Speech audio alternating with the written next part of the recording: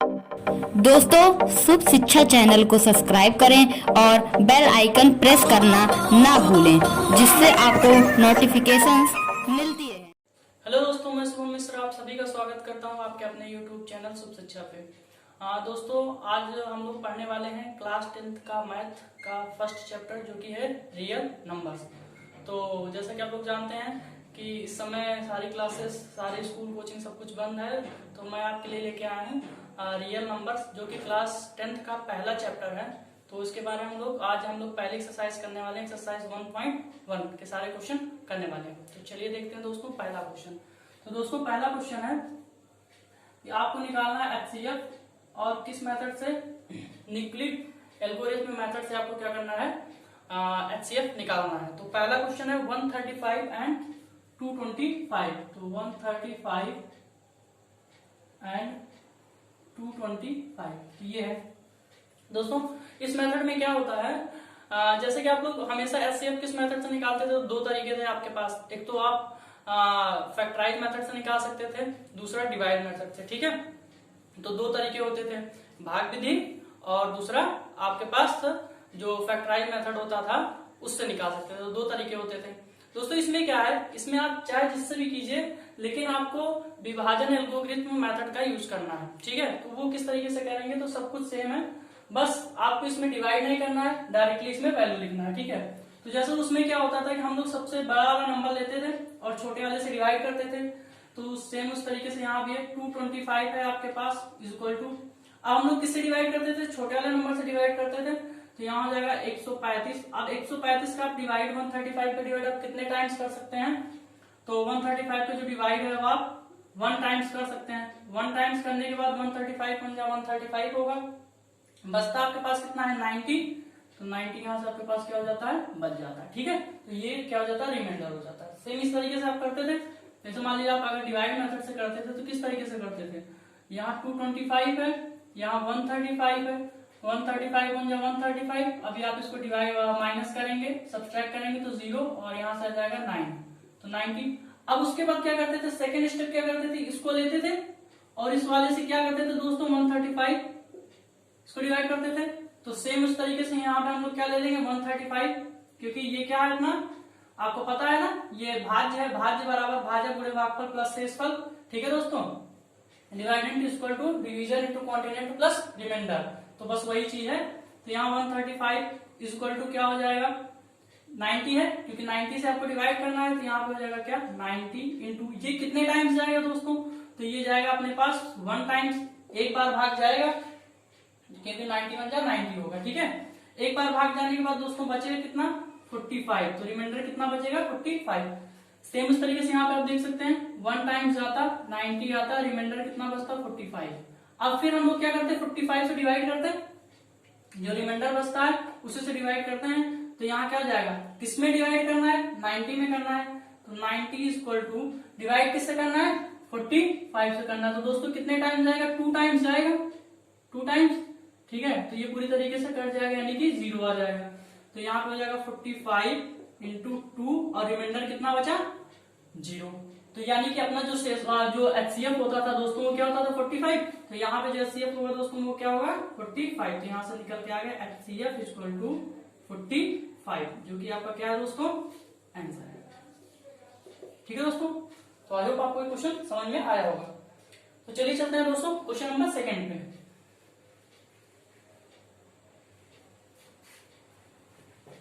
Question number 2 है, question number 2 है 196 and, वो क्वेश्चन स्क्रीन पे दिख रहा होगा, 196 एंड 38220। ठीक है, ये क्वेश्चन है। अब इसको कैसे करेंगे? सेम वही प्रोसेस, ये आपका भाज्य हो जाएगा। ठीक है, ये अपना आपका क्या हो जाएगा? भाज्य। अब आपको डिवाइड किससे करना? 196 से, 196। अब ये कितने टाइम्स जाएगा दोस्तों? तो मैं आपको बता दूं, ये 195 टाइम्स जाएगा। तो ये हो जाएगा 195, अब प्लस का रिमाइंडर जो आएगा दोस्तों वो 0 आएगा। तो यहाँ से एचसीएफ जो निकल के आता है दोस्तों वो कितना आता है?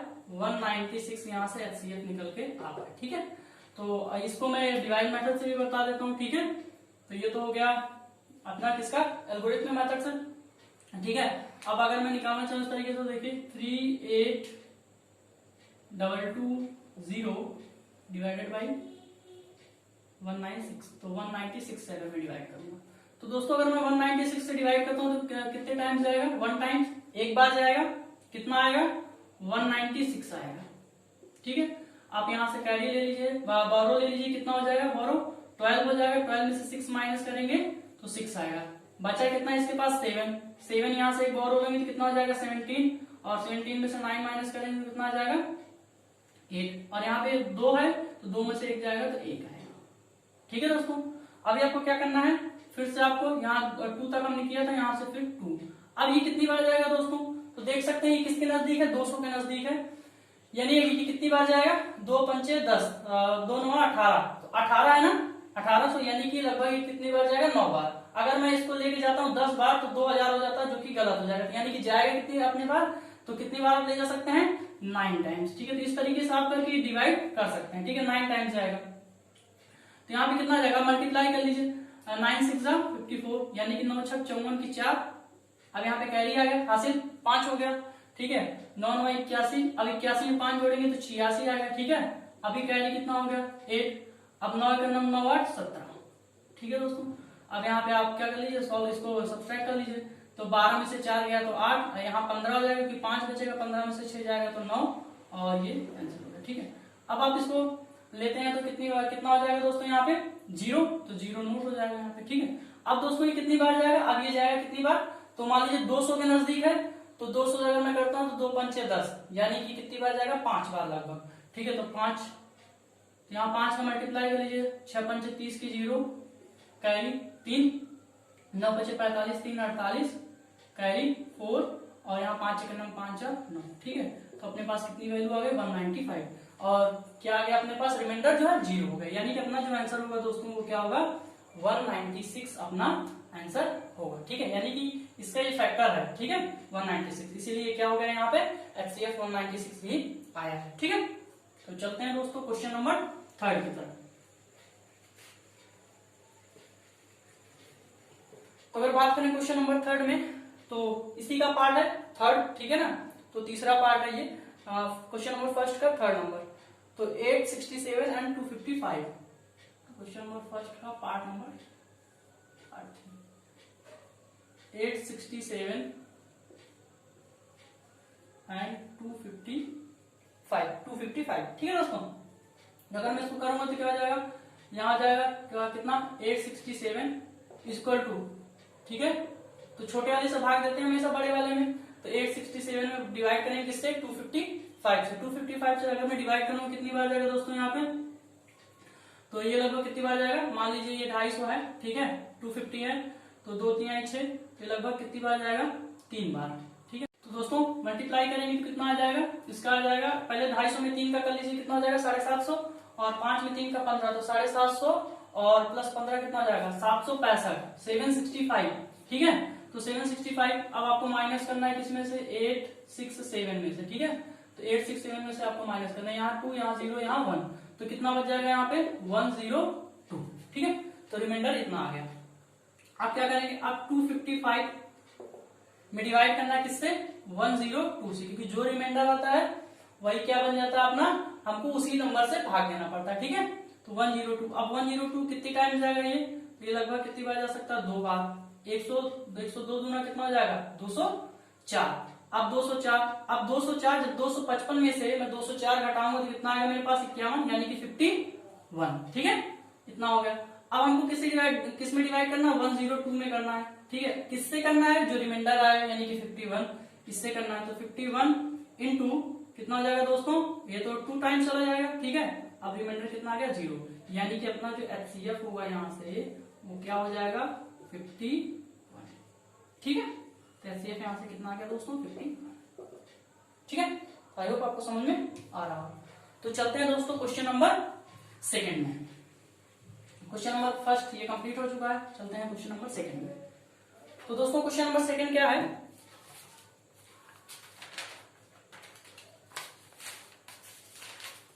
तो क्वेश्चन नंबर 2 है कि दर्शाना है कि कोई भी घातांक, कोई भी धनात्मक पूर्णांक 6q+1, 6q+3 और 6q+5 के रूप का होगा, जहां पे q कोई पूर्णांक है। ठीक है, तो ये हमको क्या करना है दोस्तों, हमको ये प्रूफ करना है, यानी कि दर्शाना है। ठीक है, तो चलिए चलते हैं। ठीक है, तो प्रूफ करते हैं इसको हम लोग क्वेश्चन को। तो दोस्तों देखिए, इसमें क्या होता है, इसमें एक मेथड होता है। कौन सा मेथड? इसमें जो मेथड होता है उसका नाम है न्यूक्लिड लामा मेथड। ठीक है, तो इसमें क्या होता है इस मेथड में कि a = bq+r होता है। ठीक है, इस मेथड में। ठीक है, ये क्वांटिनेंट होता है। ठीक है, ये आपके पास रिमाइंडर होता है। ठीक है, और ये अपने पास क्या होता है, ये अपना होता है डिवीजन। ठीक है, जिसको हम लोग बोलते हैं भाजक, जिससे भाग दिया जाता है किसी भी संख्या में। ठीक है, अब इसमें क्या होता है दोस्तों, r जो होगा वो क्या होगा, स्मॉलर होगा। किससे स्मॉलर होगा? b से। किससे? b से। और r की जो वैल्यू होगी वो क्या होगी, r की जो वैल्यू होगी वो बड़ी होगी या फिर बराबर होगी किससे? 0 से। यानी कि मैं इसको बोल सकता हूं कि r इज ग्रेटर देन और equal to 0 but less than b। यानी कि जो क्वेश्चन में कहा गया है, तो वो ये कहा गया कि 6q, 6q+1, 6q+1, 6q+3 और 6q+5। तो 6q+1, 6q+3 और 6q+5। ठीक है, यहां से आप देख सकते हैं b की जो वैल्यू है वो कितनी है, 6 है। यानी अगर b की वैल्यू 6 है तो r की जो वैल्यू होगी वो क्या होगी, 5 तक होगी, 0 से लेकर के 5 तक होगी। क्योंकि यहाँ पे जो b की वैल्यू जो दिया है दोस्तों वो कितना है, 6 है। तो अगर b की वैल्यू 6 है तो r की वैल्यू क्या हो सकती है, r की वैल्यू अगर मैं यहां से निकालना चाहूं तो 0, 1 होगा, 2 होगा, 3 होगा, 4 होगा और 5 होगा। तो ये किसकी वैल्यू होगी दोस्तों, ये r की वैल्यू होगी। क्योंकि b क्या है अपने पास, 6 है। और यहाँ पे बोला, क्योंकि इस मेथड के तहत क्या होता है दोस्तों, b क्या होगा, r की जो वैल्यू होगी वो b से क्या होगी, छोटी होगी और 0 के बराबर या फिर 0 से बड़ी। ठीक है, तो ये सारी वैल्यू क्या हो सकती है, पॉसिबल है इसके अकॉर्डिंग। ठीक है, तो चलिए चलते हैं, अब देखते हैं। अगर मान लीजिए मैं क्या करता हूं, अगर मान लीजिए मैंने r की वैल्यू 0 ले लिया। ठीक है, तो अगर r की वैल्यू मैं 0 लेता हूं दोस्तों, तो मेरे पास क्या आ जाएगी, यहां से अगर मैं वैल्यू निकालता हूं तो a बराबर कितना आ जाएगा, a आ जाएगा 6q प्लस r की वैल्यू 0। ठीक है, यानी कि यहां से मैं बोल सकता हूं 6q आएगा। ठीक है, अगर दोस्तों मैं r की वैल्यू क्या लेता हूं, अगर मैं r की वैल्यू 1 लेता हूं तो मेरे पास क्या आएगा, a = 6q+1 आएगा। ठीक है, 6q+1। अगर मैं r की वैल्यू दोस्तों 2 लेता हूं तो मेरे पास क्या वैल्यू आएगी, तो a = 6q+2 आएगी। ठीक है, अगर मैं r की वैल्यू 3 लेता हूं तो मेरे पास a की वैल्यू कितनी आएगी दोस्तों, 6q+3। ठीक है, उसी तरीके से अगर मैं r की वैल्यू 4 लेता हूं तो मेरे पास क्या आएगा दोस्तों, a = 6q+4। ठीक है, ये आएगा। अगर मैं r की वैल्यू 5 लेता हूं, ठीक है, तो मेरे पास वैल्यू क्या आएगी, a = 6q+5। अभी हमको प्रूफ क्या करना है कि ये जो पूर्णांक है वो क्या है, विषम पूर्णांक है। ठीक है, तो यहां से देख सकते हैं दोस्तों, अगर मैं यहाँ पे 2 कॉमन ले लेता हूं तो 2 कॉमन लूंगा तो कितना आएगा, 3q। यानी कि ये अगर 2 इसमें कॉमन आ रहा है, यानी कि इसका मतलब कि क्या होगा, इवन होगा। यानी कि ये वैल्यू तो अपनी नहीं होगी। यहाँ पे क्या कॉमन आ रहा है, नहीं आ रहा है, यानी कि ये क्या होगा, ऑड होगा। ठीक है, यहां से भी 2 कॉमन आ जाएगा, यानी कि ये भी इवन होगा, सम होगा। ठीक है, यहां से नहीं आ रहा है, यानी कि ये ऑड होगा। ठीक है, यहां से भी अगर मैं 2 कॉमन लूंगा तो मिल जाएगा, यानी कि ये इवन होगा। ठीक है, और यहाँ पे क्या होगा, ये ऑड होगा। ठीक है, तो जो अपने क्वेश्चन में कहा गया है कि 6q+1, 6q+3, 6q+5, ये सब क्या होंगी वैल्यू, इसके विषम पूर्णांक होंगे। ये क्या हो जाता है दोस्तों, यहाँ से प्रूफ हो जाता है। ठीक है, अब लिख सकते हैं, अतः 6q+1, 6q+3 और 6q+5 एक धनात्मक पूर्णांक होंगे। ठीक है, चलते हैं क्वेश्चन नंबर 3। ठीक है, आई होप आपको समझ में आई होगी सारी चीजें। ठीक है, तो चलिए चलते हैं, तो बात करते हैं अगर क्वेश्चन नंबर 3 की। क्वेश्चन नंबर 3 क्या है दोस्तों, क्वेश्चन नंबर 3 है कि किसी परेड में 616 सदस्यों की एक सेना की टुकड़ी है। ठीक है ना, आर्मी की एक टुकड़ी है। उसमें क्या है दोस्तों, 72 सदस्यों वाली एक आर्मी बैंड के पीछे क्या करना है, मार्च करना है। तो दोनों समूहों को समान संख्या वाले स्तंभों को मार्च कराना है। ठीक है, तो उन स्तंभों में अधिकतम संख्या क्या हो सकती है जिनमें वे मार्च कर सकते हैं। तो दोस्तों जिनमें वे मार्च कर सकते हैं उन स्तंभों की उन लाइन जो लाइन है वो कितनी हो सकती है, अधिकतम कितनी हो सकती है। तो आपको पता होना चाहिए कि अगर कभी भी क्वेश्चन में अधिकतम बोले तो आपको एचसीएफ निकालना है, अगर न्यूनतम बोले तो आपको क्या निकालना है, एलसीएम। तो अगर अधिकतम के बारे में बात कर रहे हैं यहाँ पे तो हम लोग क्या निकालेंगे, एचसीएफ निकालेंगे। अगर न्यूनतम के बारे में बात करता है तो हम लोग क्या निकालते हैं, एलसीएम निकालते हैं। ठीक है, तो कितने, तो टोटल 72 सदस्य हैं। ठीक है दोस्तों, टोटल 616 सदस्य हैं और हमको कितने का बनाना है, 32 का बनाना है। ठीक है, तो कितने हो सकते हैं, तो चलिए देखते हैं। तो यहां से मैं बोल सकता हूं क्वेश्चन नंबर 3 में टोटल नंबर ऑफ मेंबर्स। ठीक है दोस्तों, तो टोटल नंबर ऑफ मेंबर्स कितने हैं, 616, यानी कि 616 सदस्य हैं। ठीक है, और हमको करना क्या है, सेना की जो टुकड़ी बनाना है वो कितने में बनाना है, 72 सदस्यों वाली सेना की क्या करना है, हमको टुकड़ी बनाना है। ठीक है, तो यानी कि आप जो लाइन है वो उसमें कितने होने चाहिए, मिनिमम कितने होने चाहिए, 32 होने चाहिए। ठीक है, तो इस तरीके से तो आप कह रहे हैं कितनी लाइनें बन सकती हैं, अधिकतम लाइन कितनी हो सकती है। ठीक है, तो आप यहां से देखिए कितना है, 616 है। ठीक है, और अपने पास किसका बनाना है, 32 का। तो दो तरीके से, एक तो एल्गोरिथम मेथड से कर सकते हैं। ठीक है, न्यूक्लिड विभाजन एल्गोरिथम मेथड से कर सकते हैं, दूसरा आप डायरेक्टली डिवाइड मेथड से। ठीक है, तो चलिए डिवाइड मेथड से डायरेक्टली करते हैं। ठीक है, नंबर ऑफ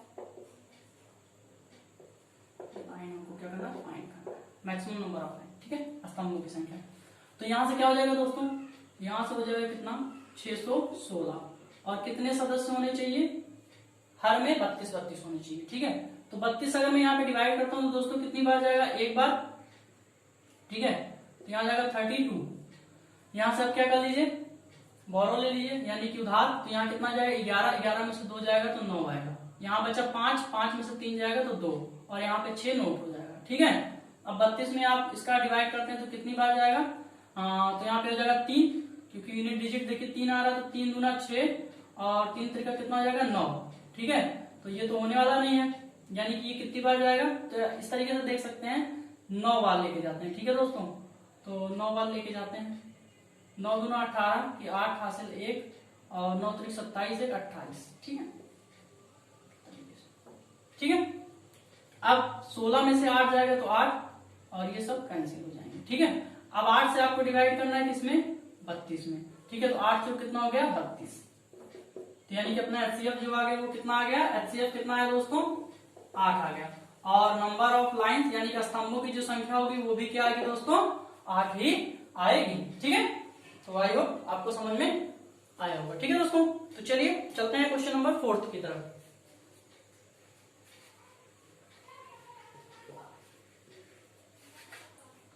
तो बात करते हैं क्वेश्चन नंबर 4 की।